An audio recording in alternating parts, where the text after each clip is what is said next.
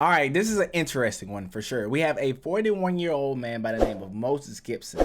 Okay, went through crazy lengths in order to improve his height.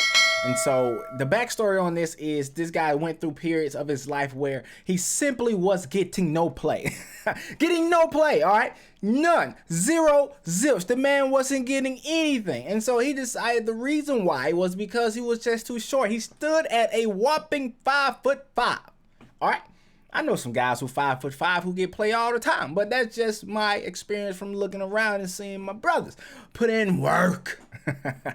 But anyways, man, let's talk about everything that this guy did in order to, improve his height. The first thing that he thought he could do was take pills that he found on the internet. Now, who's to say those pills didn't KO him right then? Who knows?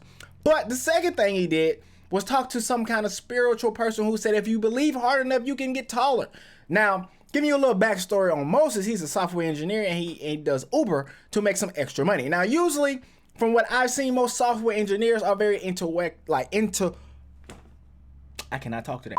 Are intellectuals and they are pretty smart. Now, you don't have to be the smartest person on the block to be a software engineer, but you damn sure got to have some common sense. All right, and common sense would have told him that wasn't gonna work. It wasn't gonna work. All right, so moving on from that, he decided, well, look, I got to have this surgery. And this surgery is excruciating. It's painful. And I want to show you guys exactly what he did and show you guys how this surgery can affect somebody. So let's roll a clip. Many clinics use nails that are inserted directly into the bone, which avoid the open sores that could become infected. The process uses our body's natural ability to grow more bone to lengthen the bone over the course of 3 stages: surgery, distraction, and consolidation. The first stage, surgery, consists of breaking the limb in question. A surgeon will cut the bone with care, ensuring that blood flow remains as well as maintaining the other processes that aid in bone growth. Surgeons will either cut into the tibia or the femur depending on the situation and how much height you want to add. Typically, you can get 3 inches from your femurs, costing about $75,000. And you can get an additional 3 if you also do your tibias as well, coming to about $155,000 for the entire procedure. After the bone has been separated, the surgeon will then attach a lengthening device like the Elizarov apparatus or an internal telescoping rod that will eventually stretch the top portion of the limb from the bottom. This step requires about a week to 10 days of recovery before the lengthening can begin in earnest. In the second stage, distraction, surgeons will slowly, and I mean slowly, pull each portion of the bone away from the other so that new bone can grow in between them. This step takes about 2 months. And while the lengthening will begin in a hospital with a doctor, the patient or the caretakers will be taught how to lengthen the bone at home. Limbs are most often lengthened at a rate of about a millimeter a day, and how long the process takes is determined by how much extra length you want to add. For example, if you want to add 50 millimeters, aka 5 centimeters or 2 inches, then that would take about 50 days. Medical teams will schedule checkups with you to monitor the bone, muscle, nerves, and other tissues carefully during this step, so if they spot any complications, they can address them immediately. If your joints become stiff or if doctors spot any damage, they might temporarily stop or slow down the lengthening process. The final stage is the consolidation or the healing stage. This takes place after the limb reaches the length determined by the surgeons and patient before surgery. In this time, the bone, muscle, nerves, tendons, ligaments, and all other fun, meaty parts grow into the space and adjust around the new growth.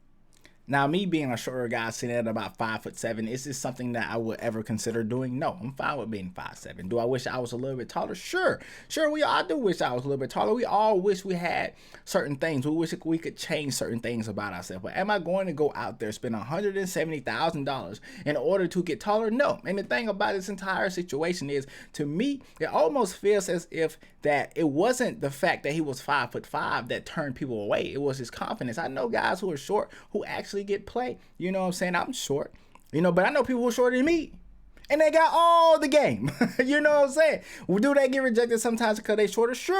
Sure. But the thing about it is they stick to themselves. They are who they are and they're not ashamed of it. They got crazy confidence. You know what I'm saying? You got to have crazy confidence when you're a shorter guy. You know what I'm saying? You can't be out here lacking like that. He got taller, he got confidence, he end up getting women. It doesn't matter if you're tall and you don't have the confidence, you're not gonna be pulling chicks.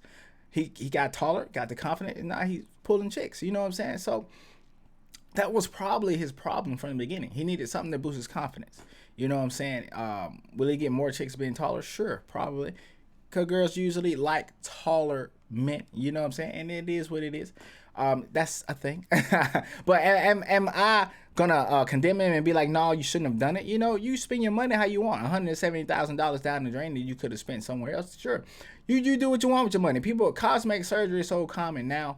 Surgeries and stuff to enhance your body or change your body or make yourself look a certain way. It's so common now. It's very, very common. So I'm not going to condemn him for it. It is what it is. I just hope he doesn't have any complications along the way. You know, imagine if he meets a lady one day, you know, they talking and he gets very serious, and then all of a sudden, boom, a complication, and she ups and leave. It wouldn't be the first time we seen somebody leave somebody because they're starting to go through some tough times. You know what I'm saying? You know, it is what it is, guys. It is what it is. Let me know what y'all think about this. Would you consider actually getting a surgery like this? If you're taller, have you thought about getting a surgery like this? Or are you more like me, like, I'm not changing things are the way they are, and it's okay. I change some things naturally, but if I can't, no need to have no surgery. You know what I'm saying? No need to have no surgeries, man. Let me know what y'all think.